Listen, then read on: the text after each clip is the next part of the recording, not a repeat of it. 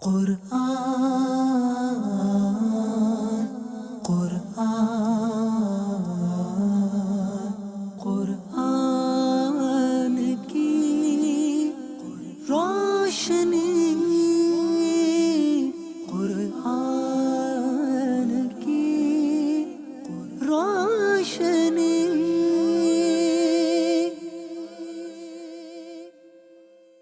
الحمد للہ رب العالمین والصلاة والسلام علی سید المرسلین، اما بعد فاعوذ باللہ من الشیطان الرجیم، بسم اللہ الرحمن الرحیم۔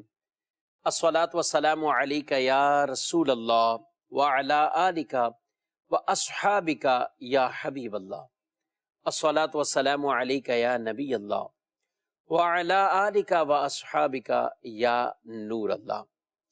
مدرسہ کے ناظرین، پروگرام شان نزول ایک بار پھر لے کر آپ کی خدمت میں حاضر ہے۔ اللہ رب العالمین ہم سب کو قرآن مجید، فرقان حمید اور اس کی تعلیمات پر عمل کرنے کی توفیق عطا فرمائے۔ ابتداءً درود پاک کی فضیلت ہمارے پیارے نبی صلی اللہ علیہ وآلہ وسلم کا فرمان معظم عالی شان ہے، اکثروا من الصلاۃ علیہ۔ ارشاد فرمایا کہ مجھ پہ کثرت سے درود پڑھو۔ جمعۃ المبارک کے لیے بطور خاص یہ ارشاد فرمایا کہ یہ یوم مشہود ہے، اس میں مجھ پر کثرت سے درود پڑھو۔ اور ایک روایت میں یہ فرمایا کہ جمعے کے دن 100 مرتبہ درود پڑھنے والے پر، جمعے کے دن 100 مرتبہ درود پڑھنے والے پر اللہ 100 حاجتوں کو پورا فرماتا ہے۔ 70 حاجتیں آخرت کی اور 30 حاجتیں دنیا کی پوری فرماتا ہے۔ ایک روایت میں جمعرات کے دن 100 مرتبہ درود پڑھنے والے کو فقر سے اللہ، محتاجی سے بچاتا ہے۔ اللہ رب العالمین مجھے آپ کو کثرت کے ساتھ درود پڑھنے کی توفیق عطا فرمائے۔ صلو علی الحبیب صلی اللہ تعالی علی محمد صلی اللہ علیہ وآلہ وسلم، صلاۃ و سلام علیک یا سیدی یا رسول اللہ وعلی آلک و اصحابک یا حبیب اللہ۔ مدری چینل کے ناظرین، اس پروگرام میں ہم باقاعدہ بطور خاص کسی ایک آیت مبارکہ اور اس کا شان نزول، اس کا پس منظر وہ بیان کرتے ہیں، اور پھر اس کے بعد اسی آیت مبارکہ کے تحت جو مفسرین نے، علماء کرام نے اس کی تشریح توضیحات بیان کی ہیں، ان متعلقات چیزوں کو بھی انشاءاللہ وہ ذکر کرتے ہیں۔ اول تاخیر آپ پروگرام شان نزول اس میں آپ حاضر رہیں، انشاءاللہ بہت کچھ سننے سیکھنے کو وہ ملے گا۔ اللہ رب العالمین یہ پروگرام اور یہ باتیں کرنا، سیکھنا، سمجھنا، یہ سب اپنی بارگاہ میں قبول و منظور فرمائے، مجھے آپ کو عمل کی توفیق عطا فرمائے۔ آج کی جو آیت مبارکہ ہے 15ویں پارے سورہ کہف کی آیت نمبر 28، اس میں اللہ رب العالمین نے کن لوگوں کے ساتھ ہمیں بیٹھنے کا حکم دیا ہے کہ وہ لوگ جو اپنے آپ کو اللہ کی رضا کے لیے وقف کر دیتے ہیں، صبح و شام رب کو یاد کرتے ہیں اور رب کی تسبیحاں پڑھتے ہیں، اور ان کی مراد صرف اللہ کو راضی کرنا ہے، وہ اللہ کی رضا کے لیے یہ سارے عمل کرتے گئے۔ قرآن میں اللہ نے ہمیں حکم دیا ہے کہ ان کے ساتھ اپنے آپ کو لازم کر لو، یعنی ان کے ساتھ اپنے آپ کو بٹھاؤ۔ اس آیت کا ایک پس منظر بھی ہے اور وہ بھی ہم سنیں گے۔ سب سے پہلے یہ آیت مبارکہ کا حصہ اور اس کا شان نزول۔ قرآن پاک میں اللہ فرماتا ہے، بسم اللہ الرحمن الرحیم، وَاصْبِرْ نَفْسَكَ مَعَ الَّذِينَ يَدْعُونَ رَبَّهُمْ بِالْغَدَاةِ وَالْعَشِيِّ يُرِيدُونَ وَجْهَهُ۔ ارشاد فرمایا، اور اپنی جان کو ان لوگوں کے ساتھ مانوس رکھ جو صبح و شام اپنے رب کو پکارتے ہیں، اس کی رضا چاہتے ہیں، اس کی رضا چاہتے ہیں۔ وَلَا تَعْدُ عَيْنَاكَ عَنْهُمْ، اور تیری آنکھیں دنیا کی زندگی چاہتے ہوئے انہیں چھوڑ کر اوروں پر نہ پڑے، اوروں پر نہ پڑے۔ ترید زینت الحیات الدنیا، کیا تم دنیا کی زندگی کا سنگار چاہو گے، یعنی دنیا چاہو گے؟ اور اللہ رب العالمین پھر آگے فرماتا ہے، اور اس کی بات نہ مان جس کا دل ہم نے اپنی یاد سے غافل کر دیا، اور وہ اپنی خواہش کے پیچھے چلا اور اس کا کام حد سے گزر گیا، اس کا کام حد سے گزر گیا۔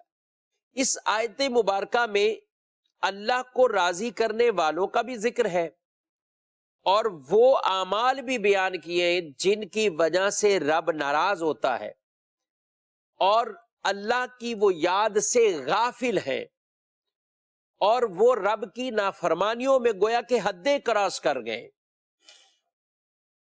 کیونکہ اطاعت گزاری، فرما برداری، غیر مسلم کو حکم ہے کہ وہ اطاعت کرتا ہوا اس اسلام کے دامن میں آ جائے۔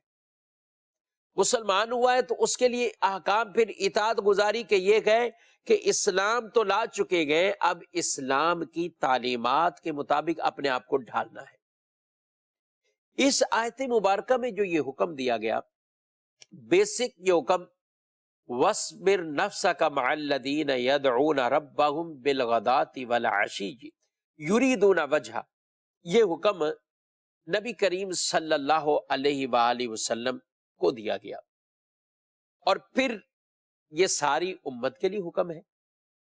بعض آیات مبارکہ جن کے اسباب نزول تو ہوتے ہیں، شان نزول ہوتے ہیں، لیکن وہ حکم بھی خاص ہوتا ہے، اور بعض میں یہ ہوتا ہے کہ سبب تو خاص ہے نزول کا، یعنی کوئی واقعہ پیش آیا تو آیت نازل ہوئی، لیکن حکم اس کا عام ہوتا ہے، تمام کے لیے ہوتا ہے، اس کا حکم خاص نہیں ہوتا۔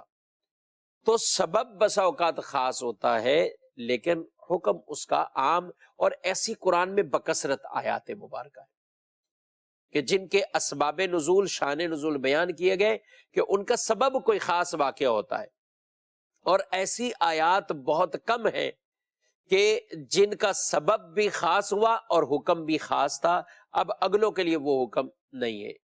ایسی آیات ہیں لیکن وہ تعداد میں کم ہے، اور عمومی حکم یعنی یہ والی آیات مبارکہ وہ بکثرت ہے۔ اب اس آیت مبارکہ کا بھی ایک پس منظر واقعہ پیش آیا۔ نبی کریم علیہ السلام کے کچھ اصحاب ایسے بھی تھے، بلکہ اصحاب صفہ، ان میں بکثرت صحابہ کرام علیہ مردوان ایسے تھے کہ ان کے پاس مالی طور پر وسعتیں نہ تھی، غربت میں زندگی گزارتے تھے، یہاں تک کہ اپنے زیب تن کرنے کے لیے لباس، کپڑے بھی نہیں ہوتے تھے۔ بعض اوقات ایک چادر ہے، یعنی پورا ایک لباس جسے کہیں، یہ جس طرح آج ہم لباس پہنتے ہیں باقاعدہ قمیض شلوار کے ساتھ، اس طریقے سے یہ ہر ایک کے ساتھ اس طرح میسر نہیں آتا تھا۔ بعض اوقات ایک ہی چادر ہوتی، بعض اوقات کسی کے بعد 2 چادریں ہوتی۔ رسول اللہ صلی اللہ علیہ وسلم یہ ترغیب فرماتے، حکم فرماتے کہ جو 2 چادر والا ہے وہ ایک چادر میں نماز نہ پڑھے، جس کے پاس 2 چادریں ہیں تو وہ دونوں چادروں کو لے کر نماز پڑھے، یعنی اپنے لباس کو اور اپنے اچھی طرح زیب تن کر لے۔ لیکن غربت کی وجہ سے کئیوں کے پاس یہ کپڑا اتنا میسر نہیں ہوتا تھا۔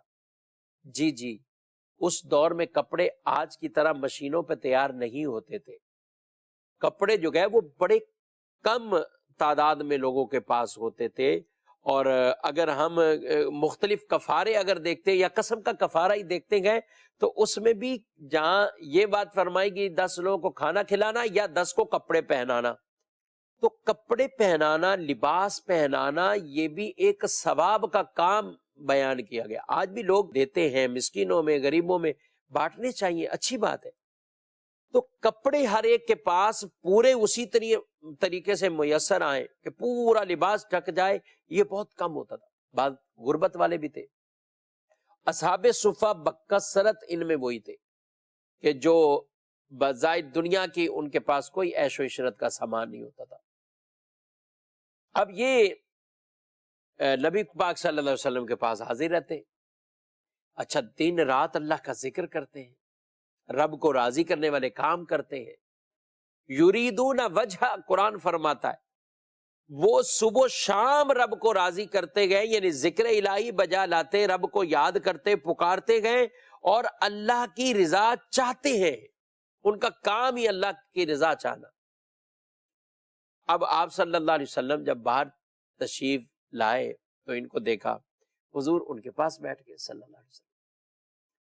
ایک مرتبہ کچھ کفار وہ انہوں نے نبی پاک علیہ السلام کو ایک پیغام بھیجا، اور وہ پیغام یہ بھیجا کہ آپ ان کو ہماری مجلسوں سے دور کر دیں، یہ چلے جائیں، یہ ہماری مجلس میں نہ رہیں، آپ کے پاس صرف ہم بیٹھیں گے، ان کو آپ نکال دیں یہاں سے یا دور کر دیں، اس مجلس میں یہ نہ ہو، پھر ہم آپ کے پاس آتے ہیں، آپ کی بات سنتے ہیں، ہم ایمان لے آئیں گے۔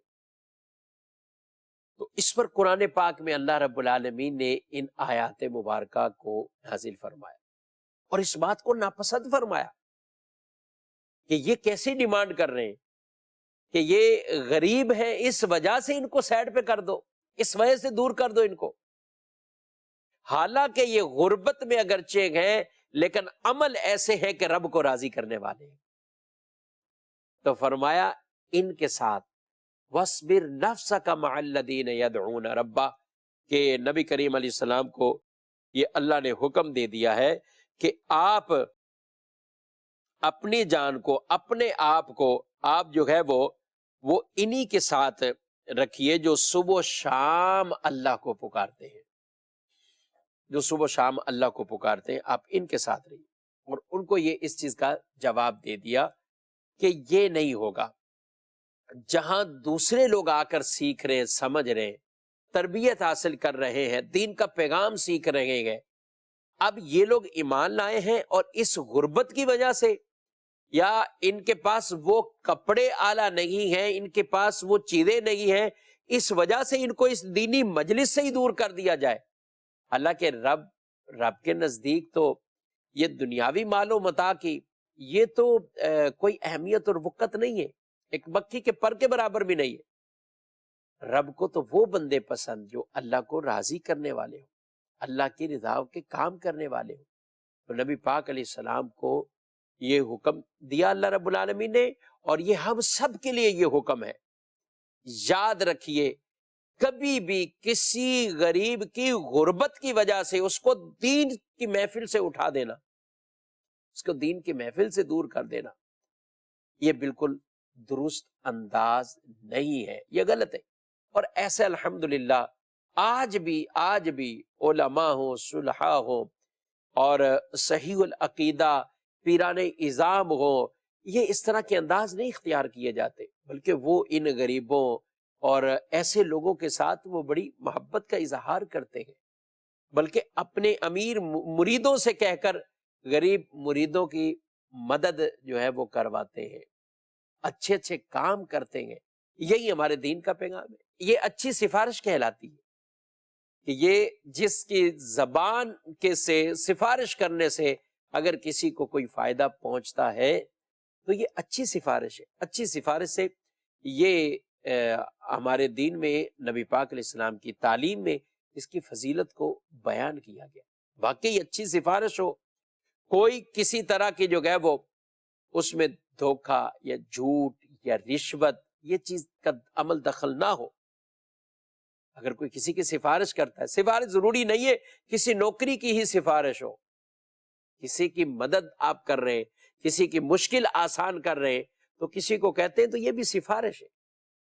ہاں غلط چیز کی سفارش، نااہل کو ایسا منصب دلوانے کی سفارش، رشوت لے کر کوئی سفارش، یہ ضرور مذموم ہے، اس کی مذمتیں ہیں، اور ایسا کرنا شرعاً جائز بھی نہیں ہے۔ تو نبی پاک علیہ السلام کو یہ حکم دیا گیا تو آپ نے ان کو منع کر دیا۔ اب یہاں پہ علماء نے ایک سوال بیان کیا تفسیروں میں کہ عام آدمی کوئی یہ نہ سوچے کہ اگر اس وقت مجلس سے آپ اٹھا دیتے تو وہ آ جاتے اور آنے کے بعد وہ مسلمان ہو جاتے. تو یہ عمل بظاہر اگر کوئی اس کو سوچے کہ یہ کام یہ کم نقصان والا تھا اور وہ کفر میں رہے تو وہ زیادہ نقصان والا ہے، تو آپ صلی اللہ علیہ وسلم نے اس کو اختیار کیا. دیکھیں اللہ کے کاموں میں بڑی حکمتیں ہوتی ہیں، بڑی حکمتیں ہوتی ہیں. رب جانتا تھا، رب عز و جل علیم ہے، خبیر ہے، جاننے والا بھی ہے، خبر دینے والا بھی ہے کہ وہ اس وجہ سے پھر بھی یعنی مسلمان نہیں ہوں گے. ایک جواب. دوسری یہ بات، اگر آپ صلی اللہ علیہ وسلم ایسا فرما دیتے تو اس آنے والے کے اندر وہ تکبر پیدا ہوتا، دوسرے مسلمانوں کو حقیر جانتا. اور یہ تکبر جسے کہا گیا ہے کہ یہ سخت ترین کبیرہ گناہ ہے، سخت ترین کبیرہ گناہ. اور اسلام تو خوبصورت دین ہے جس نے بھائی چارگی کا درس دینا ہے، جس نے آپس میں محبت اتفاق کا درس دینا ہے. تو اسلام نے شروع سے ہی انہیں کہہ دیا نہیں، یہ معیار نہیں ہے. اس لیے رسول اللہ صلی اللہ علیہ وسلم نے حجۃ الوداع کے موقع پر جو خطبہ دیا تو آپ نے وہاں پہ بھی یہ معیار بیان فرمایا ہے کہ کسی کو کسی پر فضیلت کا معیار وہ یہ نہیں ہے کہ یہ عربی ہے اور وہ عجمی ہے، یہ گورا ہے اور وہ کالا ہے، یہ معیار نہیں ہے. فرمایا عربی پر کسی عجمی کو اور عجمی پر عربی کو، گورے پر کالے کو اور کالے کو گورے پر کوئی فضیلت نہیں. اگر فضیلت ہے تو وہ تقوی کی بنیاد، وہ تقوی کی بنیاد پر ہے. تو یہ ہمارے پیارے رسول صلی اللہ علیہ وسلم کی واضح تعلیم ہے. یہاں پہ یہ بات بھی بدر چہرے کے ناظرین یہ ہمیں یاد رکھنی چاہیے کہ فقر اور محتاجی اور غربت کی زندگی یہ جب آتی ہے تو آدمی بسا اوقات اس طرح کے معاملات کے اندر وہ ناشکری کی کیفیات میں چلا جاتا ہے یا معاذ اللہ اللہ پر اعتراض کرتا ہے. تو ایسے لوگوں سے بھی اللہ ناراض ہوتا ہے کہ جو لوگ فقر میں تو ہیں، مسکینی کیفیت میں ہیں، لیکن اگر دل راضی ہے اس کیفیت پر بھی، اللہ پر راضی ہے اور رب نے جو مقدر فرمایا وہ تو ملے گا، پھر وہ اللہ کو راضی کرنے میں کامیاب ہو جائے گی. لیکن اگر اس طرح کے معاملات کو دیکھتے رہنا، دل میں یہ خیالات اور وساوس پیدا کرتے رہنا، یہ مناسب انداز نہیں ہے، شریعت کو یہ پسند نہیں ہے. رب جس حالت میں رکھے رب کی رضا پر راضی رہنا چاہیے. قُلْ لَن يُصِيبَنَا إِلَّا مَا كَتَبَ اللَّهُ لَنَا هُوَ مَوْلَانَا وَعَلَى اللَّهِ فَلْيَتَوَكَّلِ الْمُؤْمِنُونَ. اے محبوب ان سے فرما دے کہ ہمیں کوئی بھی مصیبت نہیں پہنچے گی مگر جو ہمارے مقدر میں، جو ہمارے مقدر میں. کچھ کافروں نے یہ اعتراض کیے اور کہا کہ یہ مسلمان ہیں تو پھر ان کو کیوں مصیبت آئے گی. آج کچھ لوگ سوچ لیتے ہیں ارے میں تو نماز پڑھنے والا ہوں، میرے کو بھی پریشانی ہو گئی، میں تو تلاوت ترک نہیں کرتا، چھوڑتا نہیں ہوں، میرے کو پریشانی ہو گئی. ارے بھائی اللہ کے پیاروں کو بھی تو آزمائشیں آتی ہیں، اللہ کے نبیوں کو بھی آزمائشیں آئیں. تو یہ تو ایک رب عز و جل وہ آزماتا ہے بندوں کو. وَلَنَبْلُوَنَّكُمْ بِشَيْءٍ مِّنَ الْخَوْفِ وَالْجُوعِ وَنَقْصٍ مِّنَ الْأَمْوَالِ وَالْأَنفُسِ وَالثَّمَرَاتِ وَبَشِّرِ الصَّابِرِينَ. یہ تو پہلے سے ہی فرما دیا ہم ضرور تمہیں آزمائیں گے، بھوک کی وجہ سے بھی آزمائیں گے، کسی خوف کی وجہ سے بھی آزمائیں گے، پھلوں میں کمی، جان میں کمی، یہ سب آزمائش ہوگی. وَبَشِّرِ الصَّابِرِينَ اور صبر کرنے والوں کو آپ خوشخبری دے دیں. الَّذِينَ إِذَا أَصَابَتْهُمْ مُصِيبَةٌ قَالُوا إِنَّا لِلَّهِ وَإِنَّا إِلَيْهِ راجعون. وہ صبر کرنے والے کون؟ جنہیں جب بھی مصیبت پہنچے اور وہ یہ کہیں کہ ہمارا تو ہے ہی کچھ نہیں، سب کچھ یہ اللہ کا ہے اور اسی کی طرف ہم نے لوٹ کے جانا، اسی کی طرف ہم نے لوٹ کے جانا ہے. تو جب آدمی اپنا ذہن یہ بنا لیتا ہے تو پھر اسے طرح طرح کے یہ خیالات اور شیطانی وساوس سے وہ نہیں آئیں گے. امید ہے انشاءاللہ عز و جل. اور پرسکون رہنے کے لیے نبی کریم صلی اللہ علیہ وآلہ وسلم کی ایک حدیث پاک ہے، جس شخص کو اس کی صورت اور رزق میں فضیلت دی گئی ہو تو وہ ایسے شخص کی طرف اسے دیکھنا چاہیے جو اس کی بنسبت کم تر ہو، اس کی بنسبت کم تر ہو، اور یہ اس کے زیادہ لائق ہے کہ وہ اللہ کی دی ہوئی نعمتوں کو کم تر نہ جانے۔ ایک معیار بیان کر دیا مدنی چینل کے ناظرین، اگر سکون سے رہنا ہے تو دو چیزیں اختیار کریں۔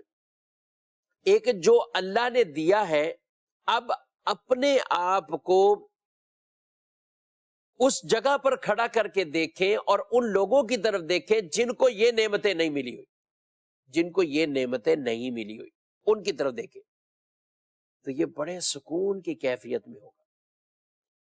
اور اگر یہ سارا کچھ ملنے کے باوجود اس نے اپنے سے اوپر والے کو دیکھا تو پھر اس کو یہ بھی کمتر لگے گا۔ جب کمتر لگے گا تو یہ اور مایوسی میں جائے گا، سکون نہیں اسے پھر ملے گا۔ اور یاد رکھے دنیا کی بھوک، مال کی بھوک، یہ کبھی آدمی کو سیر نہیں کرتی، جتنا بھی مال آ جائے، جتنا بھی مال آ جائے۔ پچھلے دنوں امیر اہل سنت دامت برکاتہم العالیہ آپ مدنی مذاکرہ فرما رہے تھے، کسی نے سوال پوچھا راتوں رات ہی امیر ہو جائے، ایک ہی رات میں، ایسا کوئی کیا طریقہ ہے؟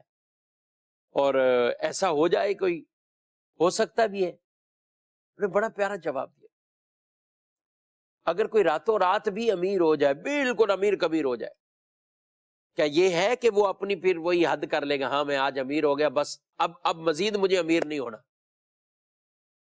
بڑی پیاری بات ہے ارشاد فرمایا کہ یہ ایسی ہرس ہے جو کبھی ختم نہیں ہوتی۔ آدمی ایک گاڑی لیتا ہے، اس کے بعد اس سے بڑی گاڑی لینے کا ارادہ، ایک موبائل ہے تو اس کے بعد اس کا بڑا جو ہے وہ موبائل، اس سے اور مہنگا موبائل، وہ لینے کی ایک طلب پیدا رہتی ہے۔ تو دنیا کی یہ چیزیں، دنیا اس لیے تو دنیا کو یہ فرمایا ہے کہ دھوکے کا سامان ہے، متاع الغرور کہا گیا ہے، دھوکے کا سامان ہے، کہ آدمی اس کے اندر جتنی رغبت کرتا رہتا ہے، جتنا اس کے اندر رہتا ہے، وہ کبھی بھی سیر نہیں ہوتا، کبھی بھی اس کی یہ بھوک پوری نہیں ہوتی۔ اور جو شخص اپنے سے کمتر لوگوں کی طرف دیکھتا ہے، اسے دل میں اطمینان پیدا ہوتا ہے کہ میں سکون والی کیفیت میں ہوں۔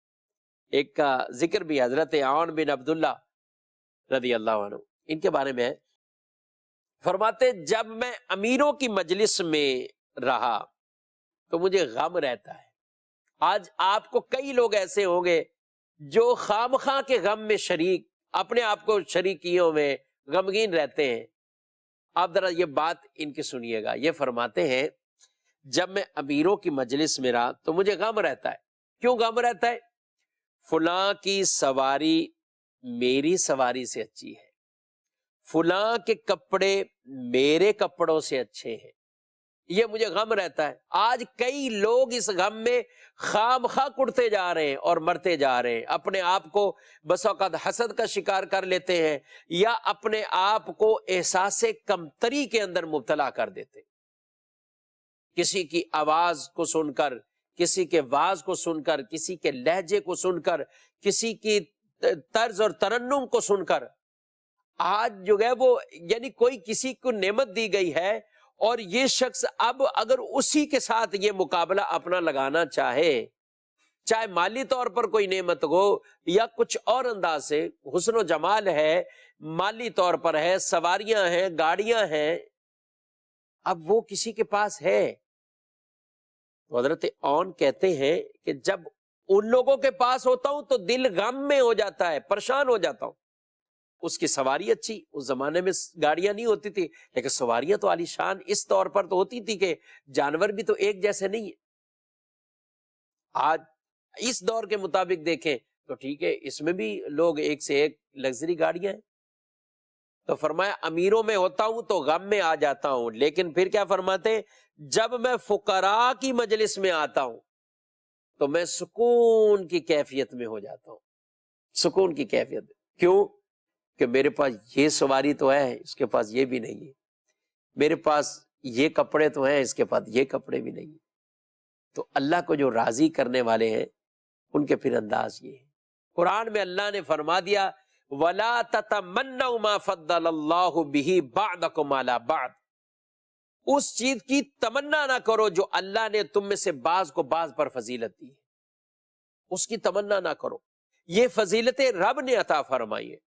بظاہر ایک ساتھ تعلیم حاصل کرنے والا ایک جگہ رک جاتا ہے، دوسرا کہاں سے کہاں چلا جاتا ہے۔ اب اگر یہ کہے کہ اس کو بھی یہی ملنا چاہیے تھا، یہ یہاں پہنچ گیا، میرے کو بھی یہی پہنچنا چاہیے تھا، نہیں پہنچ پایا، یا اس کی اپنی کچھ مجبوریاں تھیں، گھریلو مجبوریاں تھیں، جی ہاں، کوئی اپنی تعلیم کو روک لیتے ہیں، کوئی موقوف کر دیتے ہیں، اگرچہ کچھ بھی مجبوری ہو یا کچھ بھی معاملہ ہو۔ اچھا تعلیم پوری بھی ہوگی، وہ لازمی تھوڑی کہ ہر ایک وہاں تک پہنچے۔ تو کچھ اللہ کی یہ تقسیمیں ہیں، یہ تقسیمیں ہیں۔ رب تعالیٰ نے لوگوں کے درمیان عہدے، رزق، یہ سارے معاملات، یہ ان کے جو مقدر میں فرمایا وہ انہیں ملا۔ پرسکون وہ رہے گا کہ جو اس آیت کو سامنے رکھے اور اپنے سے ماتحت، اپنے سے کم تر لوگوں کی طرف نظر کرے تو پرسکون رہے، کہ میں نے ان کو دیکھ کر تمنائیں یہ نہیں کرنی، میں نے ان کو دیکھنا ہے جن کے بعد یہ بھی نہیں ہے۔ اور ایسے لوگ سکون سے آ جاتے۔ ایک بزرگ گھر سے باہر نکلے، پاؤں میں جوتی نہیں، راستے میں جا رہے ہیں، دل میں خیال پیدا ہوا جوتا نہیں ہے پاؤں میں۔ آگے جا کے دیکھا تو ایک آدمی ایسا نظر آیا، اس کا پاؤں ہی کٹا ہوا ہے، پاؤں ہی کٹا ہوا ہے۔ اس کو دیکھ کے اللہ کی بارگاہ میں تو شکر کیا، میرے پاؤں سلامت ہیں، جوتی نہیں تو پھر کیا ہے، پاؤں تو سلامت ہے، پاؤں سلامت ہے۔ تو یہ دیکھیے مدنی چینل کے ناظرین، اس طرح کے ہمیں ارد گرد آج کے دور میں بھی ایسی درجنوں کیا سینکڑوں ہزاروں مثالیں مل جائیں گی کہ آدمی ان کو دیکھ کر اپنی سکون کی کیفیت میں آ سکتا ہے۔ لیکن یہ شیطان ہے جو اس کو ہر وقت ایک ایسی ہرس دلاتا ہے، اور جس کی وجہ سے اس کی عبادتوں سے وہ روحانیت ختم ہو جاتی ہے، عبادت کی لذت نہیں ملتی، تلاوت کی لذت نہیں ملتی، وہ روحانیت ختم ہو جاتی ہے۔ تو اللہ کو راضی کرنے والے کاموں میں انسان جو ہے وہ رہے، اور رب نے جو مقدر فرمایا وہ رزق اسے ضرور ملے گا۔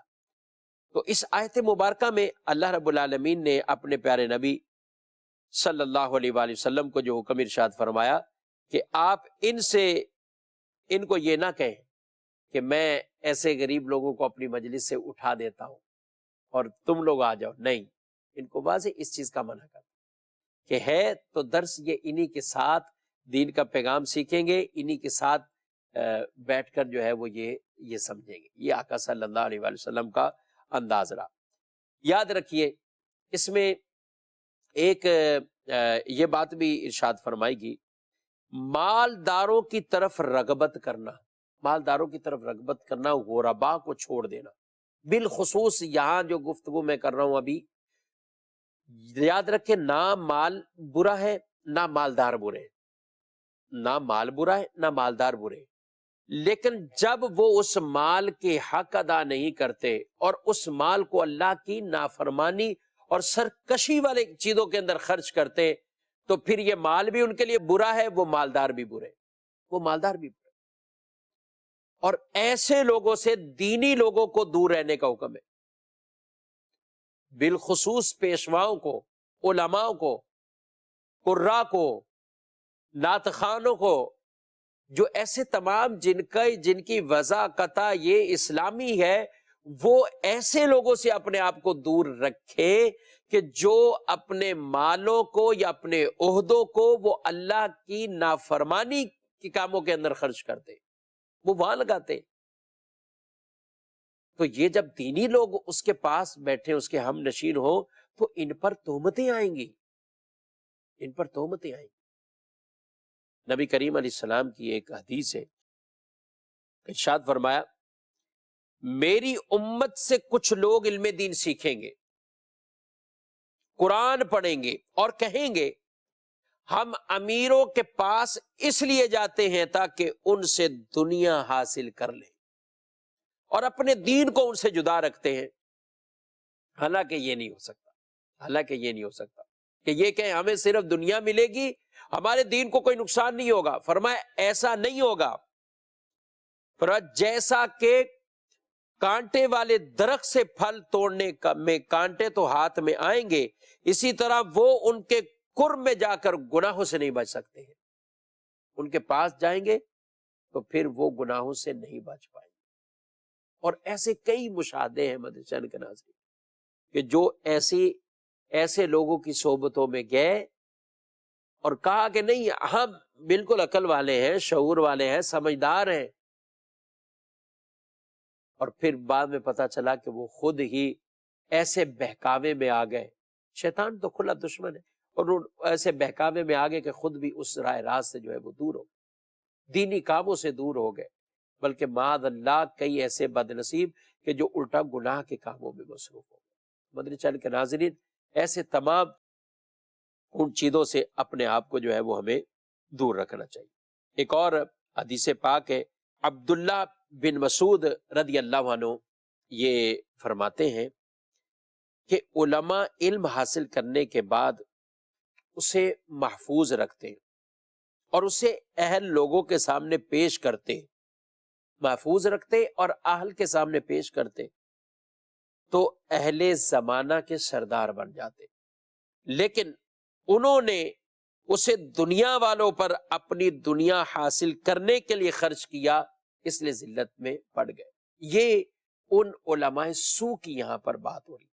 دو بات ایسے بھی کہ جو اپنے علم کی وجہ سے دنیا داری کے حصول کے اندر اس طرح مشغول ہو جاتے ہیں، اور دنیا دار لوگوں کی چاپلوسی کے اندر اس طرح کے پڑ جاتے گئے کہ وہ دینی معاملات کا بھی پھر ان میں خیال نہیں کرتے، اور وہ بعد اللہ خود بھی کئی اس طرح کی جو ہے وہ چیزوں میں پڑ جاتے ہیں۔ نبی کریم علیہ السلام کا یہ فرمان حضرت عبداللہ بن مسعود کہتے ہیں میں نے رسول اللہ صلی اللہ علیہ وسلم کو فرماتے سنا، جس شخص کی ساری فکر آخرت کے متعلق ہو جائے تو اللہ دنیا کے غموں سے اس کی کفایت کرے گا۔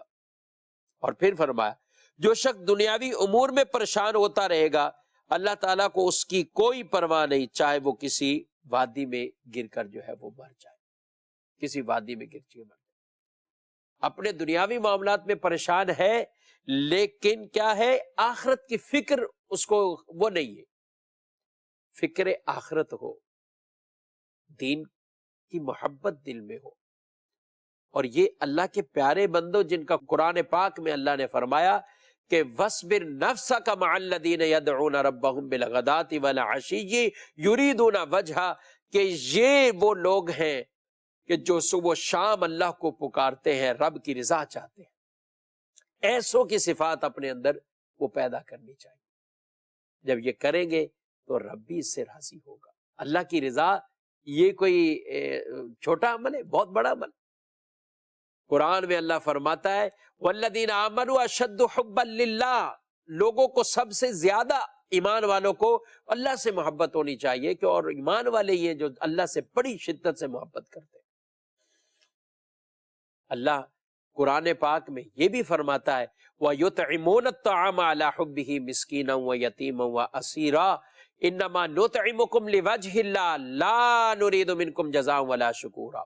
وہ اللہ کی محبت میں کھلاتے ہیں، پلاتے مسکینوں کو، یتیموں کو، قیدیوں کو، اور پھر یہ کہتے ہیں ہم تمہیں کھلاتے ہیں اللہ کی رضا کے لیے، ہمیں تم سے شکریہ نہیں چاہیے، تم سے بدلہ نہیں چاہیے۔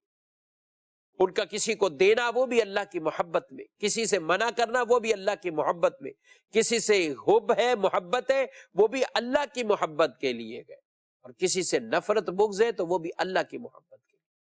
جب معیار یہ ہو جاتا ہے کہ رب کو راضی کرنا ہے تو پھر یہ کیا دنیا کے مال و متاع، پھر دنیا کے ساز و سامان۔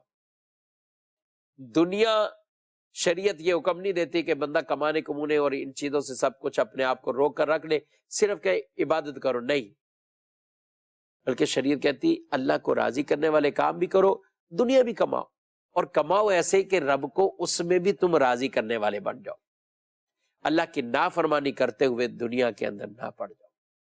بدشر کے ناظرین، یہ چند پیغامات اور اسی آیت مبارکہ کے تحت علماء کرام نے جو تشریحات کچھ بیان کی، ان کو بیان کرنے کی سعادت حاصل کی ہے۔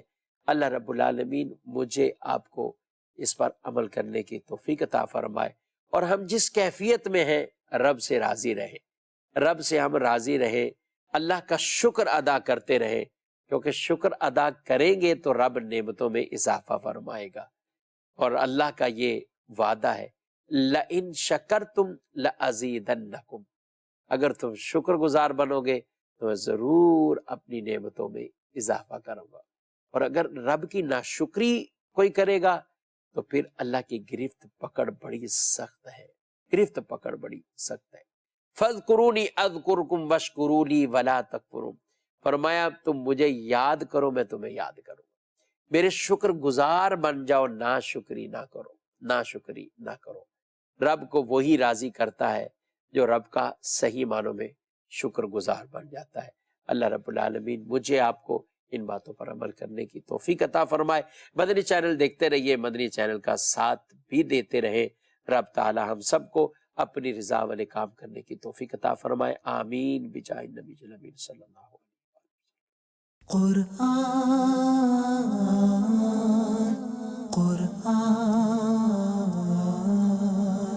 قرآن کی روشنی